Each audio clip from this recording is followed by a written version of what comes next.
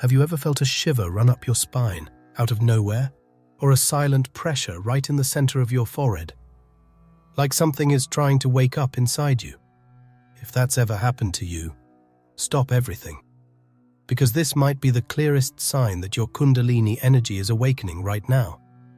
And almost no one ever told you what that really means. Thoth, the Atlantean master, revealed something that was hidden from humanity for millennia. Inside you, there is a living, powerful force, silently vibrating at the base of your spine. And when it starts to rise, nothing stays the same. And this is not a metaphor. You're going to feel it in your body. Tremors, heat, unusual emotions, shifts in perception. It's like reality itself begins to respond to you in a new way. But pay attention. This is not a common phenomenon, and it's not always gentle. When this energy awakens, it clears everything out. It brings to the surface who you truly are. And that can be way too intense for those who are still living on autopilot. In the next few minutes, you'll understand exactly what this force is, why it was dormant, and how it transforms your mind, your body, and your soul from the inside out. But only those who stay until the end will discover the exact moment when this energy activates, and what happens when it breaks through the top of your head. If you're here, it's not by chance. Something inside you has already started to awaken. And now it's already sensing you too. The serpent, symbol of the life that is reborn, sleeps within man until the inner fire makes it rise. And then it happens. A moment when everything around you goes silent. Not because the world stopped, but because something inside you dives into a kind of living emptiness. It's an instant where the air feels different, time slows down, and even your thoughts become more spaced out. You feel, but not with your usual senses. You feel with your soul. And in that silence, a vibration begins, faint, almost imperceptible, but constant, as if the very space inside your body were whispering a secret too ancient to have ever been forgotten. This vibration is not a sound. It doesn't reach your ears. It's not music, nor a voice. It's as if a name were trying to echo inside you, but without letters, without shape, without language, just presence. And this presence pulses. It pulses in the center of your chest. Sometimes it descends to the belly. Sometimes it rises like a beam of light to the top of your head. You don't hear it, but you recognize it. And this is the most mysterious part. Even though you've never heard it before, you feel like you've always known it. Thoth called this the hidden word, the primordial sound that was never spoken. He said that before creation, there was a pulse, a pure vibration, without definition, without limits. That pulse was consciousness itself in its raw state. And it still vibrates. Within every living being, there is a spark of that silent sound, a name that was never spoken out loud, because it doesn't belong to any language. It wasn't made to be spoken. It was made to be felt. And as strange as it may seem, maybe you've already felt it. When you're alone, in the deepest silence, and you notice an inner rhythm that doesn't come from your heart or your breath. Something more subtle, more intimate. A warmth without a source. A vibration without origin. As if someone were calling you from within yourself. This calling is not mental. It doesn't depend on thought, faith, or belief. It happens when your vibrational field reaches a certain level of receptivity. It's not about effort. It's about presence. The more you quiet down, the more the sound reveals itself. The less you try to understand it, the closer it gets. Until suddenly you realize the energy is not arriving. It has always been there. What changed? was your listening. And when this listening awakens, everything inside starts to reorganize. Your organs, your breathing, your emotions, your energetic core. It's as if your entire body is listening to a symphony that the mind still can't translate. But even without understanding it, you feel it. Something has changed. Something has been touched. And this change doesn't go back, because the silent sound, once activated, reverberates like a vibrational password. It touches keys that were sealed. It opens doors that only respond to this frequency. And once you feel this vibration, something in you starts moving on its own, as if your own energy were taking the reins of transformation. But what exactly does this sound truly activate? What does it do to the physical body, to emotions, to thoughts, when it finally resonates without blockages? That is exactly when the transformation becomes visible, and this is what we are going to reveal now. The serpent was never evil. It was the map. When the silent vibration touches subtle regions of your body, something deeper starts to reveal itself. As if an ancient symbol, which has always been inside you, were waking up from forgetfulness. It doesn't appear as a mental image. It emerges as a living, instinctive sensation that moves along the base of your spine and slowly starts to rise, a coiled, spiraled force that moves as if it knows the way back to your center. The serpent. But this serpent is not the villain in the stories. It never was. What they told you about it was reversed. Behind the image feared by religions and dogmas, there is one of the most sacred and powerful symbols of ancient spirituality. Ancient civilizations, from different corners of the world, knew that the serpent represented something divine, not an ordinary animal, but a living energy, untouchable, untamable, the very intelligence of creation in its pure state. It was drawn in spirals, thrones, crowns, temples, and scrolls because it represented the energy that gives rise to consciousness. The sacred serpent appears in Egypt, in India, in Mesoamerican cultures, in the mysteries of Greece, always associated with awakening, healing, immortality. But over time, this symbol was corrupted. It was turned into fear, into sin, into something to be avoided, and not by chance. Because those who understand the true meaning of the serpent understand the power they carry within. Thoth taught that this energy was coiled like a code, dormant in the inner temple of every human being, and that this serpent of light is the bridge between worlds, not the physical worlds, but the inner worlds, the world of unconsciousness and the world of presence, the world of spiritual numbness and the world of awakened consciousness. But it doesn't awaken just because someone tells you it exists. It awakens when you stop living on autopilot, when you stop repeating patterns, when you start questioning the imposed versions of reality and decide to look within. That's when it begins to move. And this movement is not mental. It's not imagined. It is felt in the body.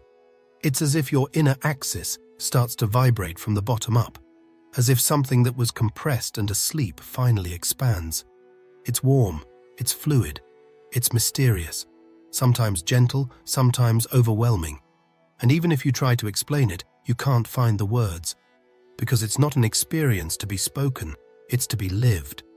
This energetic serpent travels through subtle channels. It touches points that were inactive, and each touch reorganizes, not just the physical body, but the vibrational field.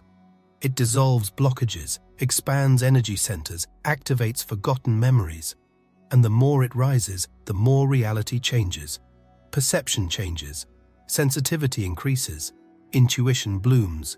And in this process, you start to remember, not with the rational mind, but with the body.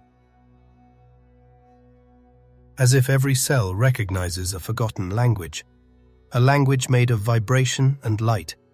The serpent was never evil. It has always been the map, the path back home, the guiding thread that takes you from dense matter to luminous consciousness. But what happens when it really starts to rise? When this energy leaves the point of origin and begins its conscious ascent through your body. That's when the body starts to respond in ways you never imagined. And this response can be overwhelming. It travels through the subtle channels of your body as if following a map that has always been there. And suddenly you feel it. But it's not imagination. It's physical. It's real. It's intense. It may start with a dense heat that spreads like an inner fire, burning everything that no longer serves, or with an involuntary tremor that runs through the hands, shoulders, spine. Sometimes it's like a pulsing wave, a movement that rises and falls as if life itself were breathing through you. This can happen in silence. It can be in the middle of a meditation or when you close your eyes for a moment. It can be in the darkness of your room or out in nature when nothing else seems to matter. It's in that space between sound and emptiness that the energy begins to act, without effort, without command, just by tuning in. It senses that your field is open, and it begins to emerge like an invisible tide, carrying everything that still blocks expansion. It's not gentle all the time. Sometimes it feels too intense. The heart races, the breathing changes, emotions surface without explanation. You might laugh, cry, tremble, feel a shiver that doesn't end. The body seems not to know how to react, but in reality, it knows. It's remembering what it's like to feel your own energy flowing freely. Many describe this sensation as liquid heat, a loving electricity, an ancestral force that takes over the body from the inside. It passes through the spine, activates the belly, expands the chest, vibrates in the throat, pulses in the center of the forehead, and at times, explodes at the top of the head like a light that no one sees with their eyes, but that illuminates everything inside. And this is not a hallucination. It is activation. Thoth taught that this energy has its own intelligence. It knows where it needs to go. It knows what it needs to unlock. And it acts precisely, even when you don't understand what's happening. It clears old emotions, dissolves fears you didn't even know you carried, reorganizes the vibrational field like someone redesigning the architecture of the soul. And all of this starts with the body. Because the body feels before the mind understands. It vibrates, it responds, it trembles, heats up, pulses. It's as if every cell awakens from a millennia-long sleep. And even if you try to resist, it keeps going. Because this force doesn't depend on your permission. It only needs your openness. And when it finds that space, it rises. But when this energy reaches the heart region, something changes. The impact is not just physical, it crosses a deeper layer. Because the heart is not just an organ, it is a portal. And what happens when the serpent touches this portal can forever change the way you feel life. When it reaches the top, everything changes. When it touches the heart, something inside you breaks. But it doesn't shatter. It opens, as if the walls you built for years suddenly collapsed all at once. And in that collapse, everything that was hidden begins to surface. The energy that rises doesn't just bring light. It drags up everything you tried to bury, every unprocessed pain, every memory you set aside, every emotion that was suffocated in the name of survival. This is where the process intensifies.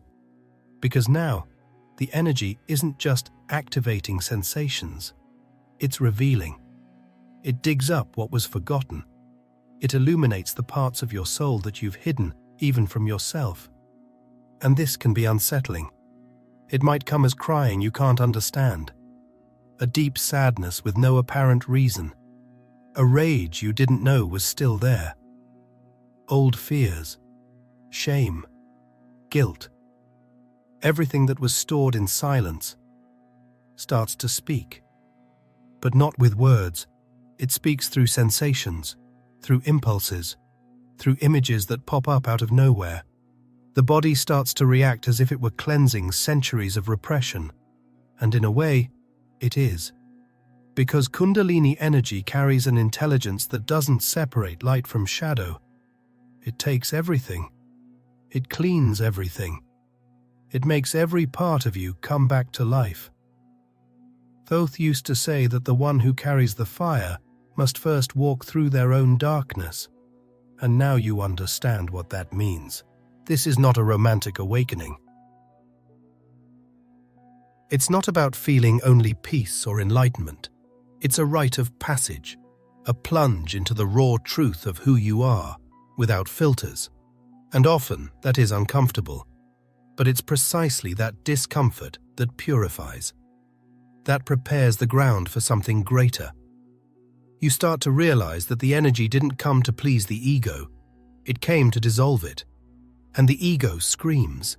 It resists. It fights to stay in control. But Kundalini doesn't negotiate.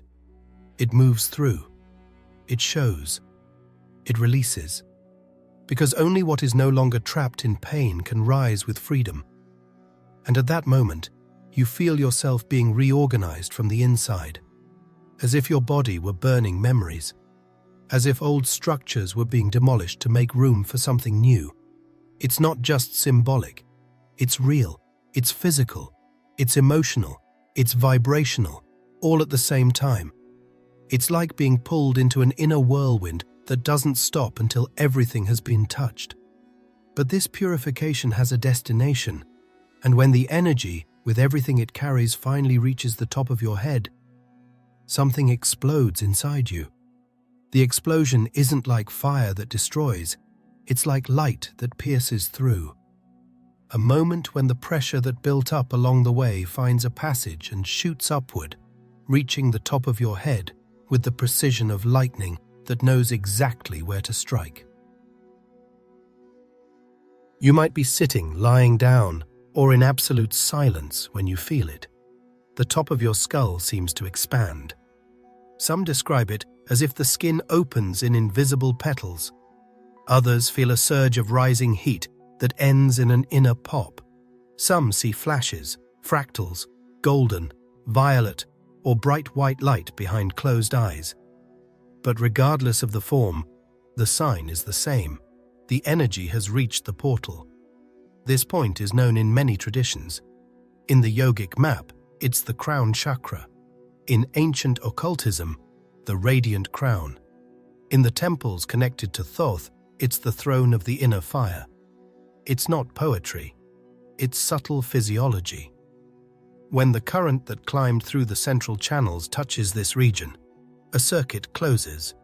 And when the circuit closes, consciousness and body enter an altered state that doesn't depend on substances, beliefs, or forced visualizations. It's natural. It's yours. What you notice first is usually a shift in density. The body feels lighter or wider than the space it occupies. Breathing slows effortlessly. The heartbeat might fluctuate for a few seconds, then stabilize with unusual depth. Fine electric sensations move across the scalp like luminous rain. Some people report hearing a high-pitched humming, like a distant bell. Others hear total silence, so complete it feels like sound. This silence is not absence. It's a field. It's as if you're inside a vibratory dome. On the emotional level, defenses immediately lower. The pain that moments before was rising strongly might open into tenderness, relief, compassion without an object. It's not sentimentalism, it's the release of a charge. When the energy reaches the crown, compressed memories find their exit through the flow of light. Often tears flow without sadness. The body cries because it's unloading. Some laugh. Some enter complete stillness. Every reaction is a natural response to release. There are also perceptual effects. The sense of inside and outside starts to blur. You still feel your body, but you're not confined to it. It's as if the area around you is alive with the same energy pulsing inside. Space stops being empty. It becomes an extension of your field. This phenomenon has been reported for centuries in mystical records and appears today in studies of non-ordinary states of consciousness, the perception of unity or interconnection. Thoth instructed initiates to remain still when the throne of the inner fire ignited. Don't interfere. Don't try to control it, because at this point, the intelligence of the energy takes the lead. Forcing breath, clenching muscles, or getting scared can disperse the experience.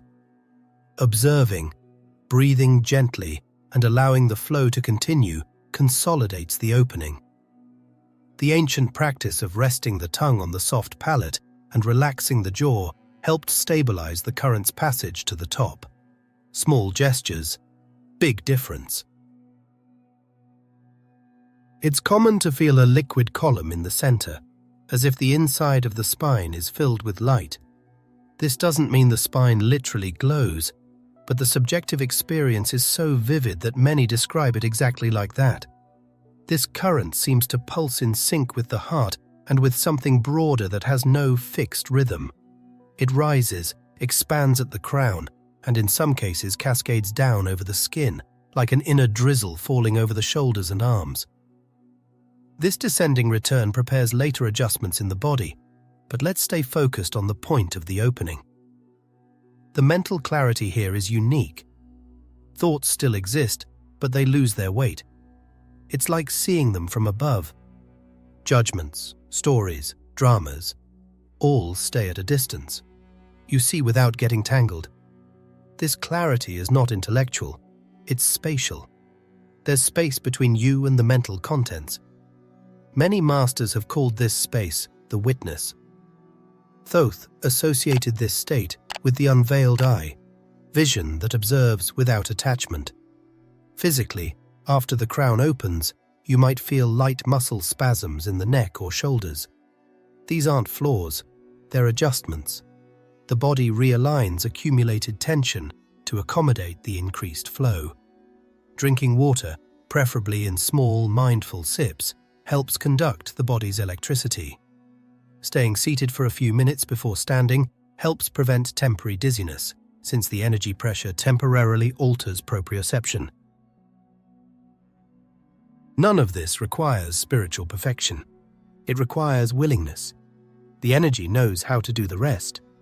And when it lights up the throne of the inner fire, a mark remains. Even if the symptoms subside, you never fully return to your previous state. Something has been registered in your energetic body, your nervous system, your deep memory. The transformation is irreversible because now there is an inner reference. You know what it feels like to be connected. And it's after this opening that the adjustments that truly shift your identity begin. Because in the days following this activation, your body, your emotions, and even your choices start to reorganize according to this new frequency. And that reorganization can change everything. The secret was inside your body all along. In the following days, you notice something that can no longer be ignored. The world doesn't feel the same. It's not just an idea or a passing sensation. It's real. Your body is vibrating differently, and that changes everything. You wake up and don't feel the same density in the air. The environment seems wider, as if time has slowed down. Ordinary sounds have a new depth. The light coming through the window has a brightness you had never noticed before. But the most impressive part isn't outside, it's inside. Your chest pulses, not like a simple heartbeat, but as if there's a new center of perception there. Emotions come with more clarity. You get moved by simple things, but without losing control. You feel more, and yet you identify less with what you feel. It's like you're starting to live from another place, a quieter, more attentive, more whole place. And there's more. People react differently to you. Some look at you longer. Others seem to avoid you without explanation. Situations that once felt stuck start to move, and others that were happening on autopilot begin to collapse. This is no coincidence. It's a response. Your vibrational field is being rewritten from within, and that changes how the universe perceives you. You start to attract realities that are more aligned with this new state, not because you're thinking positively or trying to manifest something, but because the frequency you're emitting has changed. Many describe persistent bodily sensations: heat in the center of the body, a subtle ringing in the ears, sudden chills, heightened sensitivity to sounds, smells, and even the presence of others. Some describe vivid dreams, symbolic encounters, soft voices calling from within, images that appear spontaneously with closed eyes. All of this is a sign that the energy hasn't just awakened, but is starting to organize your field. This period is delicate because the ego still tries to cling to old structures. It wants to understand. It wants to control. But the energy moving through you doesn't follow mental logic. It has its own intelligence, and the less you interfere, the more it works. Thoth said that this process is like the dawn. The body darkens before it brightens. It's normal to feel strange, out of place, as if you've returned to a world that no longer matches your new vibration. But this is just transition. Your soul is taking the internal space that, for a long time, was occupied by external noise. And it's at this point that you start asking yourself the question no one ever encouraged you to ask. What is this energy that awakened inside me? It didn't come from the outside. You didn't get it from someone else. It's not a gift from a master or entity. It was already there, from the beginning, but silenced, ignored, asleep. Kundalini energy is the vibrational aspect of your soul. It's the thread that connects you to your origin. The forgotten spark that never went out. It just waited for the moment to be felt again. And when it awakens, everything starts to realign, not with society's axis, but with the axis of your being. That's why the world seems to react, because you start to step out of the role you were taught to play, and you start existing from who you are. Thoth taught that the soul is not lost, it is veiled, and the veil is the density you inherited, accepted, and repeated. When the energy starts to rise, it tears this veil. That's why it hurts. That's why it's scary. But that's also why it frees you. The truth no one told you is that this energy is you, and it doesn't need to be learned. It needs to be heard, felt, allowed. And when you recognize this, something changes forever. You no longer depend on external structures. You start trusting the living intelligence that pulses in your own field. And that's exactly why this energy was hidden for so long. Because an awakened soul doesn't bow. It feels when something is wrong, even if no one says anything. It intuits what's behind the words. It sees the invisible. And that scares those who built the world on structures of control. Imagine a world where people don't follow out of fear, but out of purpose. Where they don't blindly obey orders but choose wisely. Where they don't consume to fill voids, but live from real fullness. A world like that is impossible to control. That's why the sacred serpent was turned into a symbol of sin. That's why the inner fire was called dangerous. That's why the energy of the soul was caricatured as something too mystical, too fanciful, too spiritual to be taken seriously. If millions of people accessed this force, systems of domination would collapse, guilt would lose its power, fear would no longer be fuel, the beliefs that imprison would fall, and in that collapse, a new type of human would emerge, conscious, vibrant, whole. Thoth knew this, and that's why he left hidden instructions in the records of Amenti. He said the true initiate is not the one who repeats formulas, but the one who recognizes the fire when it lights up inside, and keeps that fire as a living temple, not as a secret, Because when you awaken this force, a new destiny starts to be written. And it's not the destiny someone planned for you. It's the path that has always been vibrating within your field, but is only now beginning to emerge. And that path is unique. You start to remember that you came into this world with a code, that the body is not just matter, but an energetic score, that the soul is not lost in time. It is trying to call you back to itself. And in that instant, everything changes. Because you realize it was never about seeking something outside. It was about fully inhabiting what's already pulsing inside. The energy that once seemed separate, distant, unreachable, now reveals itself as part of who you are. You don't just activate the energy, you become it. There's no longer a separation between body and soul, between spirit and matter. The body becomes a temple, the mind quiets and becomes a channel. Actions gain a different weight because they come from a more authentic, deeper place, and that feeling of being incomplete disappears. Thoth called this state total remembrance, when the being no longer needs to search. Because it embodies, it vibrates, it is. Now everything that used to be external starts to respond to your internal state. Realities shape themselves. People naturally come closer or drift away. Time reorganizes. Life changes. Not because something was forced, but because something essential finally took the lead.